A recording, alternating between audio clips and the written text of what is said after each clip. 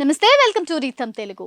రామగుండంలో NTPC నిర్మిస్తున్న కొత్త విద్యుత్ కేంద్రం పనుల్లో తీవ్ర జాప్యం జరుగుతోంది. ఫలితంగా అంచనా వ్యయం భారీగా పెరిగిపోతోంది. విభజన చట్టంలోని హామీ మేరకు కేంద్ర విద్యుత్ శాఖ మార్గదర్శకాలకు అనుగుణంగా నిర్మాణం చేపట్టినా అనుకున్న మేరకు పనులు సాగకపోవడంతో ఖర్చు తడిసి మోపెడవుతోంది. వాస్తవానికి ముందుగా అనుకున్న ప్రకారం విద్యుత్ కేంద్రానికి 10,599 కోట్లు కాగా పనులు పూర్తి కాకపోవడంతో ఇప్పుడు ఆ అంచనా వ్యయం 14,000 కోట్లకు చేరింది. దీంతో ఏకంగా 3,401 కోట్లు పెరిగినట్లు చెప్తున్నారు. తొలి విడతగా రామగుండంలో కేంద్ర విద్యుత్ శాఖ 1600 మెగావాట్ల ఉత్పత్తి సామర్థ్యంతో 2 ప్లాంట్ల నిర్మాణం చేపట్టింది. కానీ కేంద్ర విద్యుత్ శాఖ మార్గదర్శకాల ప్రకారం ఏదైనా థర్మల్ విద్యుత్ కేంద్రం నిర్మాణం ప్రారంభమైన తరువాత 48 నెలల్లోపు పూర్తి చేయాలి.